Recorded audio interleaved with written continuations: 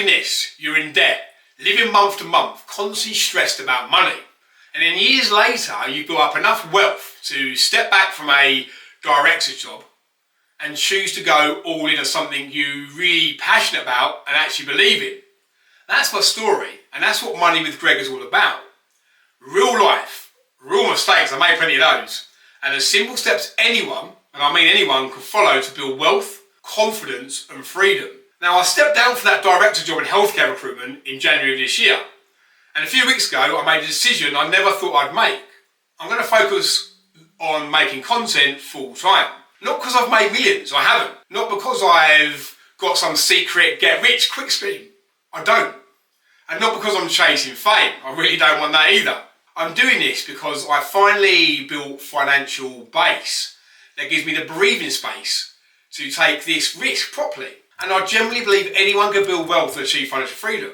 I'm taking a small portion of my stocks and share ISA, some cash, and the income from a rental property to cover my lifestyle for the next 12 to 18 months. Any money I'm making and I will make from the business in year one, it will leave inside the business before I take a penny for myself. My pension is now at a point where it generally is working for me.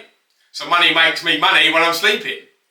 But I want to keep adding to it. But even if I stop today, I'll be more than comfortable at 57 when I can use it. And with that's not without including my stocks and share ISA and the rental property growth. So by the time I'm 50, both of those will have grown to an amount where I'm sort of sorted and my family's sorted for life. But I don't want to coast. I want to build something of my own. And right now I've got the energy, I've definitely got the passion, and finally the self-confidence to do it. And also the structure to actually go for it. Now the truth is, if I really arrange things differently, I could cover our core outgoings for life. So our mortgage, our bills and so forth. But for me, it's a twist that matters. That's the real freedom, and that's what it feels like for me. Most people I speak to or know, they don't want a Lamborghini or a mansion. Most people don't dream of being a millionaire at 25, the kind of stuff you see on Instagram. Most people want a nice home, a holiday or two a year, time with family and friends, a half-decent car they can actually enjoy it, and the security of no money isn't controlling their life, and the freedom and flexibility. That's what I want to help you achieve. And that's what this channel will cover. Not just wealth, but the 4 areas that actually make a good life. So growing and improving within yourself, your health, both physically and mentally, relationships and wealth. And money is just one part, not the full story. Now, I wasn't born into money, if you can't tell. I grew up in Essex in the 80s, 90s and noughties. You know, a normal working class family from East London that sort of moved into middle classes. But sometimes money was really tight. Now, school wasn't my strong points at all, but I loved earning a pound note. I used to knock on people's cars, doors to wash their cars. I worked in Chinese takeaways, paper rounds, anything I could to earn. But the problem was simple. If I earned it, I spent it. When I left school, didn't get many GCSEs, I worked in McDonald's initially, and after that I did all kinds of jobs, factory, admin, anything again to make some money. Then I got a decent apprenticeship and worked in construction. I started as a trainee site manager. Those days were brilliant. It was in the underground at night, so I was working with chippies, plasterers, painters, bricklayers, brilliant people, so much fun. I eventually became a site manager very young. The money was good, but I was blowing it on nights out. Months in Thailand, trips to Ibiza, gadgets, cars, anything. Anything I'd earn, I'll spend. If I made 1,000, I'll spend 1,200. But that cash made me feel the big man because I had low self-esteem. But the truth is, I was broke and borrowing.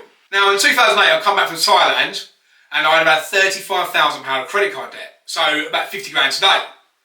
That same time, I changed careers into recruitment, a new start. The money was better, but the habits didn't change at first. I was that classic payday millionaire. Neck suit, hanky hanging out in London, thinking I was a big boy. Meals, drinks, trips, pretending I was rich. But really I was skint. If my income went up, my lifestyle went up. My credit rating was shot to pieces, which is probably a good thing because I couldn't get any more credit. But I just ignored all the debt. Then came a turning point. The bank had lent me around £20,000 in 2007. I was self-employed site manager, I wasn't working much, so I was in Thailand all the time, so no real checks. They gave me breathing space and wrote a lot of it out. But that wasn't the solution. The real shift came when I met my wife and we scraped together £15,000 to buy our first house. Straight away gave me that drive to rent it out, and we still own it today. And that was the first real wealth decision I ever made. Now, when I met my wife in 2011, everything changed. Suddenly it wasn't just about me. I was nearly 30, I wanted a future, not just nights out and holidays I couldn't really afford anyway. So I started looking into investing. And I made every mistake going. Overpriced funds, sold at the first dip, chased tips at work. David and IT would tell me about something, I'd buy it and next day I'd lost half the money. You know, I thought I could outsmart the market. And one time in 2018, I had 10 grand in the global index tracker, so I was getting there. It dropped 20% in a day. I panicked, sold it, bought back the next day at a much higher price. Complete rookie error, but that's how you learn. The lockdown really changed things. I really got into YouTube. Creators were breaking down money and investing. And I read books like Rich Dad Poor Dad, How to Own the World. And I took a very short investing course, and it finally all clicked. I detached myself from money and status. I realised I'm not my income or my job title.